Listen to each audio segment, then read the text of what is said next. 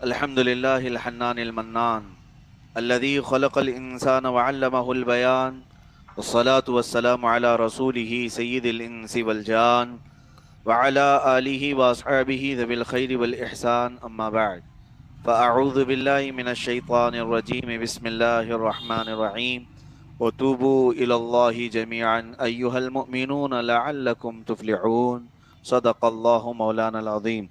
بارگاہ رسالت معاب صلی اللہ علیہ وسلم میں درود پاک کا ہدیہ پیش کریں۔ اللہم صلی علی سیدنا و مولانا محمد معدن الجود والکرم وآلہ واصحابہ الکرام وابنہ الکریم وبارک وسلم صلاة دائمتا سرمدا ابدا۔ محفل پاک کی رونق اور زینت حضرت علامہ مولانا مفتی نور الحسن نعیمی ازہری صاحب کا میں شکر گزار ہوں۔ آپ نے اپنے قیمتی کلمات سے ہم سب کو مشرف کیا ہے، اللہ تعالیٰ آپ کے اقبال بلند فرمائے۔ اور دوسری بات یہ ہے کہ ناظم صاحب نے مجھے مہمان بنایا ہے اپنے ہی گھر میں، چونکہ آپ کو پتہ ہے مدن پورہ سے ہمارا کیا تعلق ہے۔ تو خیر، جو ناظم ہوتے ہیں وہ لمبے چوڑے جملے تو بولتے ہی ہیں، ان کے الفاظ، ان کے القاب کبھی زمین کو آسمان تک، کبھی آسمان کو زمین تک چلتا رہتا ہے۔ لیکن ایک بات آپ کو بتا دوں کہ میں مہمان نہیں ہوں۔ اللہ کریم آج کی رات جو ہمیں اپنے دربار میں بٹھایا ہے، جتنا بھی شکر کرو یہ کم ہے، جتنا بھی شکر کرو کم ہے۔ اگر دنیا اس کو 31 نائٹ سیلیبریٹ کرنے کی بات کرتی ہے اور خوشیوں کی رات کہتی ہے، تو میں یہ کہتا ہوں آج کی رات توبہ کی رات ہے۔ بلکہ کل ایک جلسے میں حاضر تھا، کسی نے یہ کہا تھا کہ نیا سال آ رہا ہے تو کیا نئے سال کا استقبال ضروری نہیں ہے؟ میں نے کہا ہمارے اور تمہارے لیے نیا سال کچھ نہیں معنی رکھتا، ہر نیا سال میرے مصطفیٰ کی عظمت کا ہوتا ہے، کیونکہ قرآن کہتا ہے وَلَلْآخِرَةُ خَيْرٌ لَكَ مِنَ الْأُولَىٰ، اے رسول آپ کی ہر آنے والی گھڑی پچھلی گھڑی سے بہتر ہے۔ تو جو نیو ایئر ہے وہ میرے مصطفیٰ کے لیے ہے، جو رسول کریم صلی اللہ علیہ وسلم کے لیے ہر آنے والی گھڑی وہ عظمتوں کو بلند کرنے والی ہے۔ ہمارے اور آپ کا کیا ہے؟ اس لیے اگر ہر نئے سال کو ذکر مصطفیٰ کر کے دنیا کو یہ بتاؤ کہ میرے آقا کی عظمت ہی ہم بیان کریں گے، جو امام اہل سنت فاضل بریلوی نے ہمیں سکھایا کہ خاک ہو جائیں عدو جل کر مگر ہم تو رضا، دم میں جب تک دم ہے ذکر ان کا سناتے جائیں گے۔ اور نبی پاک صلی اللہ علیہ وسلم کی عظمت بیان کرتے جائیں۔ اور یہی میں سمجھتا ہوں کہ ان راتوں کو جب دنیا اپنے عیاشیوں کا اڈا بناتی ہے، اس کا سب سے بہتر بدل یہ ہے کہ آپ اللہ کریم کی بارگاہ میں آ جائیں۔ آج نوجوانوں سے بھی میں یہی کہوں گا، بوڑھوں سے بھی کہوں گا، بچوں سے بھی کہوں گا، اور خود میں اپنے لیے بھی نصیحت کروں گا کہ جب جب یہ نیا سال آئے، اس رات کو توبہ کی رات بنا دو۔ گزرے ہوئے سال میں جو کچھ بھی ہوا ہے اس کا احتساب کرو۔ اگر ہم اپنی ماضی کو یاد کر کے توبہ نہ کریں تو یہ عمارت ایسی ٹیڑھی کی ٹیڑھی چلتی رہ جائے گی۔ کہیں تو رکنا ہوگا، کہیں تو ٹھہر کر کے دیکھنا ہوگا کہ جس راستے پر اب تک چلا کیسا تھا یہ راستہ۔ میں کہیں ادھر ادھر بھٹک تو نہیں گیا۔ جب تک آپ اپنا کیلکولیشن نہیں کریں گے، میں نے عرب میں ایک مقولہ دیکھا تھا جو سٹیکرز پہ لکھ کر کے جگہ جگہ دیواروں پر لگایا جاتا تھا۔ اس میں یہ لکھا جاتا تھا حاسبو قبل ان تحاسبو، تم اپنا حساب خود کر لو اس سے پہلے کہ اللہ تمہارا حساب کرے۔ تمہارا حساب لیا جائے گا، اس سے پہلے تم خود اپنا بھی تو کرو۔ اپنا حساب کرنے کی جسے عادت ہوتی ہے وہ نقصان سے بچتا ہے۔ اس بنیا سے جا کر پوچھو، اس تاجر سے جا کر پوچھو جو اپنا رات کو یا ہفتے میں ایک بار جس طرح سے بھی ہے اپنا سارا حساب کرتا ہے، اور پھر اسے اندازہ ہوتا ہے کہ کس جگہ نفع آیا اور کس جگہ نقصان ہوا۔ اور اگر کوئی حساب کرتا ہی نہیں ہے تو اسے پتہ ہی نہیں چلتا کہ اس کی زندگی میں جو تجارت کر رہا ہے وہ نفع میں ہے کہ نقصان میں، پتہ نہیں چلتا۔ اسے رات کو ایک بار تو بیٹھ کر کیلکولیشن کرنا ہی پڑتا ہے کہ آج اتنا دھندا ہوا، کتنا مال آیا اور کہاں میرا گیا، کسی کو زیادہ دے دیا، کسی کو کم میں دیا، کیا ہوا ہے۔ جب روز جس کو یہ حساب کرنے کی عادت ہوتی ہے وہ اگلی تجارت میں بڑے نقصانات سے محفوظ رہ جاتا ہے، بچ جاتا ہے۔ تاجر یوں ہی سیکھتا ہے، ایسا نہیں ہے کہ ایک ہی دن میں بہت بڑا تاجر بنتا ہے۔ وہ تجارت کرتے کرتے روزانہ حساب جو کرتا ہے اپنا گزرے ہوئے دن کا، اس میں اس کا پاور بڑھتا چلا جاتا ہے، تجارت میں اس کا تجربہ بڑھتا چلا جاتا ہے۔ اور صوفیہ اکرام، اولیاء کاملین یہی کہتے ہیں کہ بندے کو چاہیے کہ اپنی زندگی کا روز حساب کرے سونے سے پہلے۔ ترا ماذا کتب فی صحیفتک اليوم لکام علیک، عربی میں یہ بھی کہا جاتا کہ رات کو سونے کے وقت، یہ مقولہ میں نے اپنے بستر کے اوپر لکھ کر کے لگایا تھا، یعنی اپنے بیڈ کے سامنے، ترا ماذا کتب فی صحیفتک اليوم لکام علیک۔ سونے کے وقت جب بستر پر جا رہے ہو تو اس کا ترجمہ یہ ہے اس عربی مقولے کا کہ دیکھ لو آج تمہارے نامہ اعمال میں کیا لکھا گیا ہے، تمہارے حق میں ہے یا تمہارے خلاف ہے، کیونکہ تمہیں سب سے بہتر معلوم ہے کہ صبح اٹھنے سے لے کر رات تک میں کیا کیا کیا ہوں، چاہے دنیا بتائے نہ بتائے، تمہیں پتا ہے تمہارے اعمال، تم نے کیا کیا کیا ہے۔ اور جب رات کو سونے کے وقت ایک بار تم نے احتساب کر لیا، تمہیں اندازہ ہو گیا، اور اگر تمہارا ضمیر کہنے لگ گیا کہ ہاں مجھ سے چند خطائیں ہوئی ہیں، میری آج فجر چھوٹی ہے، میرا آج ظہر کے بعد بیٹھنا قرآن کی تلاوت کرنا چھوٹا ہے، فلاں چیز چھوٹی ہے، وہ تو تمہیں خود کو پتا ہوگا۔ اور پلس اگر کچھ غلط کاریاں ہوئی ہیں، میری نظریں آج خطا کر گئی تھی، میں نے آج فلاں کو وعدہ کیا تھا، وعدہ خلافی کر لیا ہے، یا کسی کا پیسہ میں نے دبا لیا ہے، یہ تمہیں خود اچھی طرح سے معلوم ہے۔ رات کو سب چیزیں تمہارے پاس آئیں گی۔ یہ میں کیوں کہہ رہا ہوں جانتے ہیں؟ اللہ کریم خود قرآن میں فرماتا ہے وَهَدَيْنَاهُ النَّجْدَيْنِ، ہم نے ہر انسان کو دو ابھری ہوئی چیزیں عطا کی ہیں۔ یہ جو دو چیزوں کے بارے میں کہ دو بہت ہی قیمتی چیزیں اللہ نے عطا کی، وہ کیا ہے؟ شر اور خیر کو پہچاننے والی چیزیں۔ اچھائی اور برائی کو انسان بچپن سے جانتا ہے۔ جس بچے کو آپ نے کبھی کچھ نہیں سکھایا، کبھی کچھ نہیں سکھایا، بچے کو اس کے سامنے آگ اور پھول رکھیں، آپ دیکھ لیں، یعنی 7 سال کا بچہ یا 6 سال کا بچہ، آگ اور پھول سامنے رکھیں، آپ نے کبھی اس کو کچھ نہیں سکھایا، لیکن وہ آگ کی طرف ہاتھ نہیں ڈالے گا، وہ آگ کی طرف، اس کو گرمی کا اندازہ ہو چکا ہے، اس کی عقل اسے بتا چکی ہے کہ آگ جلائے گی۔ نقصانات کا اندیشہ انسان کو شروع سے ہے، اللہ تعالیٰ نے اتنی ہدایت ہر ایک کو دیا ہے، ہر ایک شر اور خیر کو بہتر طریقے سے جانتا ہے۔ چلیے آگ اور پھول کی بات کر رہا ہوں، جاؤ کسی بچے کو پکڑو، ممبئی کے بچے تو 4G سے بھی آگے ہیں، ان کے سامنے 2 برتن لا کر رکھو، ایک میں حلوہ رکھو ایک میں گوبر رکھو، پتہ چل دے گا اس کی مہک سے، اس کی بدبو سے کوئی بھی بچہ، چاہے اس کو آپ نے کبھی نہ سکھایا ہو، کبھی اسکول نہ گیا ہو، وہ گوبر کی طرف ہاتھ نہیں بڑھائے گا، وہ حلوے کی طرف ہاتھ بڑھائے گا۔ یہ اللہ کی طرف سے دی ہوئی اتنی ہدایت ہر انسان کو ہے، اور تمہیں خود کو بھی پتا چلے گا رات کے وقت۔ ہزار تم تسلیاں دو لوگوں کو کہ میں اچھا ہوں میں اچھا ہوں، لیکن تمہیں اندازہ ہے کہ تم کیا کچھ کر چکے ہو۔ اور یہی احتساب جب تمہارے اندر آ جائے، وہی احتساب تمہیں توبہ تک لے جاتا ہے۔ اور اگر بندے کو اپنا حساب کرنے کی عادت نہیں ہے تو وہ توبہ کی طرف بھی نہیں جاتا۔ ایک بات یاد رکھ لیں، گال پر تھپڑ مارنے کا نام توبہ نہیں ہے، اور اٹھے بیٹھے صرف اور صرف توبہ توبہ کہنے کا نام توبہ نہیں ہے۔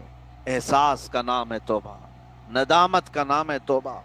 جس دن تم نے احتساب کیا، حساب کیا، اور تمہیں لگ گیا کہ میں یہاں ٹھوکر کھایا ہوں، غلط ہو چکا ہے مجھ سے، تو یہ احساس تمہیں سچی توبہ کی طرف لے جاتا ہے۔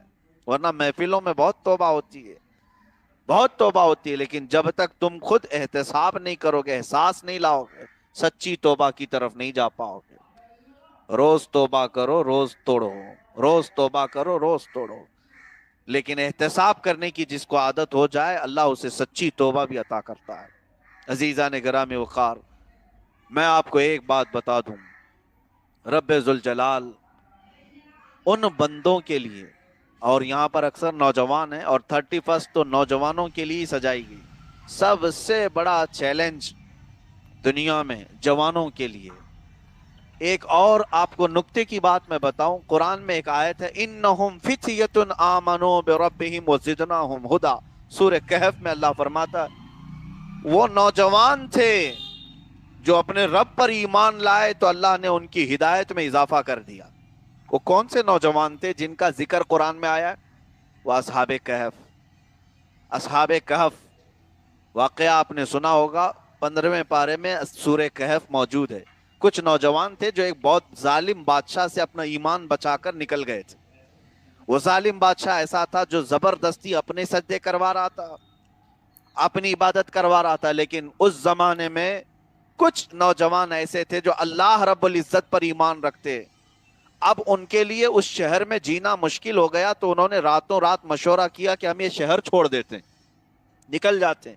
وہ نکلے، 7 تھے یا 8 تھے، ان کے ساتھ ایک کتا بھی ہو گیا، اس کا پورا ذکر قرآن میں ہے۔ وہ گئے، جا کر کے ایک غار میں سو گئے، آبادی سے بہت دور ایک غار تھا، اس میں جا کر آرام کیے۔ اللہ تعالیٰ فرماتا ہے جب وہ سوئے تو ہم نے ان کو لمبی نیند سلا دی۔ کب تک سوئے؟ وہ 300 سال تک سوتے رہے۔ اصحاب کہف یہ نوجوان اپنا ایمان بچا کر کے گئے تھے، بس سوتے رہے۔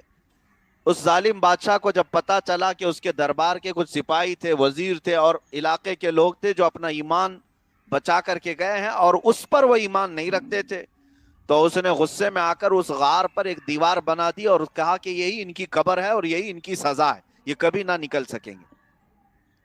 ایک چرواہا وہاں پر موجود تھا، اس نے ان کی پوری تاریخ لکھ دی، یہ کون تھے، کہاں سے آئے تھے، کیا کیے، اس کی تاریخ لکھ دی۔ زمانہ بدلتا گیا، لوگ بھول بھی گئے ہوں گے۔ 300 سال کے بعد ایک دوسرا بادشاہ آیا، بیدروس۔ وہ منصف بادشاہ تھا، عادل تھا، نیک مزاج تھا۔ اللہ کی بارگاہ میں وہ دعا کر رہا تھا کہ مولا میری قوم گمراہ ہو رہی ہے، آخرت پر یقین کم ہو گیا ہے، مرنے کے بعد دوبارہ اٹھنے پر لوگوں کا یقین کم ہوتا جا رہا ہے، تو کوئی ایسی نشانی بتا دے۔ اللہ نے اس بادشاہ کی دعا قبول کی۔ 300 سال کے بعد یہ غار میں سوئے ہوئے نوجوانوں کو اللہ نے دوبارہ اٹھایا۔ قرآن میں موجود ہے وَلَبِثُوا فِي كَهْفِهِمْ 300 سِنِينَ وَازْدَادُوا 9 309 سال تک سوتے رہے، قمری مہینے کے اعتبار سے، کیونکہ شمسی مہینہ جو ابھی ہم 31 جو دیکھ رہے ہیں یہ نیا سال، ان سالوں کے اعتبار سے اسلامی مہینے جو چاند سے چلتے ہیں ہر 100 سال پر 3 سال کا فرق آ جاتا ہے، 3 سال کا فرق آ جاتا ہے۔ 300 سال شمسی ہوں گے تو 309 سال قمری ہوں گے، قرآن پاک میں اس کا ذکر ہے۔ تو 309 سال کے بعد قمری مہینے کے اعتبار سے جب وہ اٹھے، بیدار ہوئے، دیوار گر گئی اور یہ لوگ باہر آئے، اور پھر کھانا خریدنے کے لیے ایک ساتھی آئے تھے اور وہ پکڑے گئے، اور اس زمانے کا جو بادشاہ تھا اس کے پاس لے جایا گیا ان کو۔ بادشاہ نے پوچھا کہ تمہارے پاس یہ پرانے سکے کہاں سے آئے؟ 300 سال پہلے کے سکے لے کر وہ کھانا خریدنے آئے تھے۔ اچھا یہ بات میں آپ کو بتا دوں، 309 سال کے بعد جب یہ اٹھے، بیدار ہوئے، ان کی حالت کیا تھی؟ ان کے بال بہت بڑے ہو چکے تھے، ناخن بھی بڑے ہو چکے تھے، لیکن آپس میں یہ کہہ رہے تھے، قرآن میں قال قائل منہم کم لبثتم، ان میں سے ایک نے دوسرے سے کہا کتنی دیر ٹھہرے رہے ہم؟ تو دوسروں نے کہا قالوا لبثنا یوما او بعض یوم، شاید ہم صبح آئے تھے، دوپہر ہو رہی ہے، اتنا ہی وقت ہوا ہوگا۔ تو ان لوگوں نے کہا نہیں، زیادہ ٹھہرے ہوں گے کیونکہ نشانیاں کچھ بدلی ہوئی دکھ رہی ہیں۔ یعنی میں کہنا یہ چاہتا ہوں کہ 309 سال سونے کے بعد بھی انہیں احساس نہیں کہ اتنا لمبا وقت گزر گیا۔ یہ رب تعالیٰ کی شان ہے، جسے چاہے نرمی کے ساتھ سلائے، جسے چاہے عذابات میں سلائے۔ ایک بزرگ نے لکھا ہے قبر کی رات ایسی ہوتی ہے، کچھ لوگوں کے لیے 1 منٹ 1 سال کے برابر ہوگا۔ قبر میں 1 منٹ گزرتا نہیں ہے، قبر میں ہر لمحہ مشکل عذابات کا سامنا کرنا ہے۔ لیکن کچھ لوگ ایسے ہوں گے جو 500 سال 700 سال قبر میں سوئے ہوں گے، قیامت کے دن جب ان کو اٹھایا جا رہا ہوگا وہ یہ کہتے ہوئے اٹھیں گے کہ کل تو ہمارے گھر والوں نے دفن کیا تھا، آج قیامت آ گئی۔ رب تعالیٰ جس کے لیے چاہے زمانے کو گھیر دیتا ہے، جس کے لیے چاہے زمانے کو طویل کرتا ہے۔ اصحاب کہف اٹھے۔ میں بتاتا ہوں کس لیے میں یہ بات عرض کر رہا ہوں۔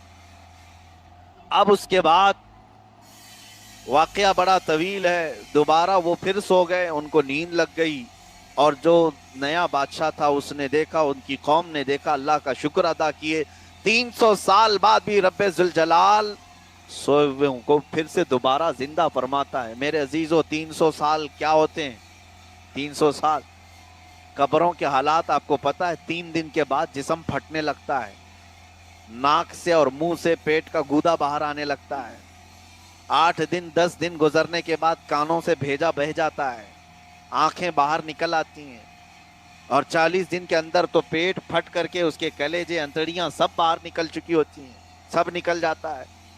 اس کا تعفن ایسا ہوتا ہے کہ کوئی برداشت نہیں کر پائے، اور 3 مہینے سے 6 مہینے کے اندر ممبئی میں تو قبریں کھود دی جاتی ہیں، اور وہاں سوائے ہڈیوں کے کیا ملتا ہے؟ یہاں تو پلس آپ مسالہ لگا کر کے دفن کرتے ہیں کہ جلدی گل جائے۔ میرے عزیزو 6 مہینے کے اندر سوائے ہڈیوں کے جسم میں کچھ نہیں رہتا، آنکھیں تک گل چکی ہوتی ہیں، بال تک جا چکے ہوتے ہیں، کھوپڑی میں کچھ نہیں رہتا۔ یہ ہمارے میتوں کا حال ہے۔ لیکن 300 سال کے بعد رب تعالیٰ اصحاب کہف کو اٹھایا تو ان کی اصلی شکلوں کے ساتھ اٹھایا تھا، جسموں کے ساتھ، بالوں کی اضافت کے ساتھ، اور ناخنوں کی بڑھوتری کے ساتھ انہیں بیدار کیا۔ میں یہاں یہ کہنا چاہتا ہوں ان اصحاب کہف کے جسموں کو اللہ نے بچا رکھا۔ دوسری چیز میں قرآن کی آپ کے سامنے پڑھ کر کے بتاتا ہوں۔ اللہ تعالیٰ فرماتا ہے، اچھا یہ دوسرا بادشاہ جو عادل تھا اس نے یہ کرامت دیکھی، پھر اس کے بعد وہ سو گئے، پھر نیند میں آ گئے، انہوں نے دیوار لگا دی، اور قوم کے اندر یہ عقیدہ بیدار ہو گیا کہ اللہ مرنے کے بعد دوبارہ ضرور زندہ فرمائے گا۔ بات ہو گئی۔ لیکن اب وہ اصحاب کہف کا کیا حال ہے؟ قرآن کہتا ہے وَتَرَى الشَّمْسَ إِذَا طَلَعَتْ تَزَاوَرُ عَنْ كَهْفِهِمْ ذَاتَ الْيَمِينِ وَإِذَا غَرَبَتْ تَقْرِضُهُمْ ذَاتَ الشِّمَالِ وَهُمْ فِي فَجْوَةٍ مِّنْهُ۔ تم دیکھو کہ سورج، وہ غار کیسا ہے پتہ ہے؟ غار ایسا کہ چاروں طرف سے دیوار اور بیچ میں کھلا ہے، چاروں طرف سے ڈھکا ہوا، بیچ میں کھلا ہے، آسمان سے ان کے بیچ میں کوئی چیز نہیں۔ اور رب تعالیٰ فرماتا ہے جب بھی سورج گزرتا ہے، موسموں کے اعتبار سے سورج کے الگ الگ راستے ہیں، مشرق سے مغرب کی طرف جو سورج جاتا ہے الگ الگ راستے ہیں، اور قرآن کہتا ہے جب بھی سورج ان کے اوپر سے جاتا ہے تو کبھی دائیں جانب ہو جاتا ہے، کبھی بائیں جانب ہو جاتا ہے، اپنی تیز روشنیاں ان کے جسموں پر نہیں ڈالتا۔ سورج کی تپش چاہے سخت گرمی میں ہو اصحاب کہف کو نہیں لگتی۔ روایتوں میں یہ بھی موجود ہے کہ ٹھنڈیاں، بارشیں ان کے جسموں کو کچھ نہیں کرتی، جبکہ وہ کھلے آسمان پر سوئے ہوئے، یعنی بغیر چھت کے زمین پر سوئے ہوئے، سورج ان کے اوپر سے نہیں گزرتا۔ اللہ نے یہ انتظام کر رکھا ہے، یہاں تک کہ قرآن میں اللہ فرماتا ہے اگر تم میں سے کوئی ان کو دیکھنے کی ہمت کرے لَوِ اطَّلَعْتَ عَلَيْهِمْ لَوَلَّيْتَ مِنْهُمْ فِرَارًا وَلَمُلِئْتَ مِنْهُمْ رُعْبًا۔ اللہ تمہارے دلوں پر رعب ڈال دے گا، تم پیٹ پھیر کر بھاگ جاؤ گے، دیکھ نہیں سکو گے ان کو۔ اللہ ان کی حفاظت ایسی کر رہا ہے۔ چلو یہ اصحاب کہف کا واقعہ ہو گیا۔ اب میں بتاتا ہوں یہ کون تھے، کون تھے، کیوں ان کے لیے اتنی فضیلت؟ کیا وہ نبی تھے؟ کیا وہ رسول تھے؟ کیا وہ شہید تھے؟ جبکہ روایات میں، قرآن میں، تفسیر میں ان کا کہیں ذکر نہیں۔ کیا وہ پوری رات تسبیح پڑھتے تھے؟ کیا وہ کنٹینیو روزے رکھتے تھے؟ کیا وہ عبادتوں میں مسلسل رہتے تھے؟ نہیں، اس کا بھی ذکر نہیں ملتا۔ کہیں نہیں ملتا کہ وہ نبی تھے، رسول تھے، شہید تھے، کہیں نہیں ملتا کہ وہ بہت عبادت گزار تھے۔ قرآن میں اتنا بتایا گیا انہم فتیۃ، بس وہ نوجوان تھے، اپنے رب پر ایمان رکھتے تھے، بس وہ نوجوان تھے اور اپنے رب پر ایمان رکھتے تھے۔ میرے عزیزو یہ ذکر جو آیا ہے قرآن میں انہم فتیۃ آمنوا بربہم وزدناہم ہدی، برابر قرآن کے بیچوں بیچ میں آیا ہے۔ قرآن شروع ہوتا ہے سورہ فاتحہ سے سورہ الناس تک، اس کے برابر بیچ میں سورہ کہف ہی ہے، اور سورہ کہف میں یہ آیت آئی ہے کہ وہ نوجوان تھے۔ ایک مفسر نے فرمایا اللہ نے نوجوانی کا ذکر قرآن کے بیچوں بیچ میں کیا، ایسا لگتا ہے زندگی بھی بچپن سے شروع ہوتی ہے، بڑھاپے میں ختم ہوتی ہے، اس کا بالکل بیچ کا حصہ جوانی ہوا کرتا ہے، بالکل بیچ کا حصہ جوانی ہوا کرتا ہے، اور جوانی کا ذکر اللہ نے قرآن کے بالکل بیچ میں فرمایا، ایک بہت بڑی حکمت کے ساتھ۔ اور اصل زندگی، مغز انسان کی زندگی کا یہ جوانی ہے، ختم ہونے کے بعد پچھتاوا رہ جاتا ہے اور کچھ نہیں ہوتا۔ سرکار مفتی اعظم ہند رحمۃ اللہ تعالی علیہ فرمایا کرتے، کر جوانی میں عبادت کاہلی اچھی نہیں، پھر بڑھاپے میں کچھ بات بن پڑتی نہیں۔ جوانی میں جو اللہ تعالیٰ نے طاقت دیا ہے تم عیش و عشرت میں گزارتے رہ گئے، اور بڑھاپے میں صرف کرسیاں ہی تو رہ گئی، کونے رہ گئے، ٹیک رہ گیا، جو خشوع و خضوع تمہارے اندر آنا تھا وہ نہیں آ سکا۔ بڑھاپے میں عبادت کرتے کرتے کبھی کمر میں درد، کبھی گھٹنوں میں درد، سجدہ کرنے کی خواہش تو بہت ہے لیکن گھٹنے جھکتے تک نہیں، کھڑے ہونے کی خواہش تو بہت ہے لیکن کمر ساتھ دیتی نہیں۔ یہ سب وقت گزر جانے کے بعد، اور جوانی میں اللہ تعالیٰ تمہارا امتحان لیتا ہے۔ آج جو جوان ہیں میرے عزیزو، وہ امتحان کے وقت سے گزر رہے ہیں، امتحان سے گزر رہے ہیں۔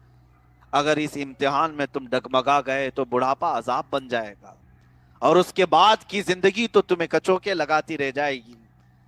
داغ لگ جاتے ہیں، دھلے نہیں جاتے، یہ زندگی پر پریشان کرتے ہیں۔ اسی لیے سب سے بہترین راستہ کون سا ہے؟ اچھا ایک بات یہ بھی میں بتا دوں، توبہ سب کرتے ہیں، ابھی میں توبہ کر رہا ہوں، بچے بھی توبہ کریں گے، استغفر اللہ کریں گے، بوڑھے بھی توبہ کریں گے، لیکن جوانوں کی توبہ کے بارے میں حدیث پاک میں، جب ایک جوان بندہ توبہ کرتا ہے تو پورے فرشتوں میں اعلان کرایا جاتا ہے، اعلان ہوتا ہے، اس کے نام کا اعلان ہوتا ہے کہ فلاں کا بیٹا فلاں آج توبہ کر کے اللہ کی بارگاہ میں آیا ہے، جشن مناؤ، خوشیاں ہوتی ہیں۔ جوان بندہ جب توبہ کرتا ہے، اور اس کے علاوہ ایک حدیث میں آپ کو بتا دوں، رب تبارک و تعالیٰ کیا فرماتا ہے جب توبہ کر کے بندہ واپس آتا ہے، وہ کیا سلوک کرتا ہے؟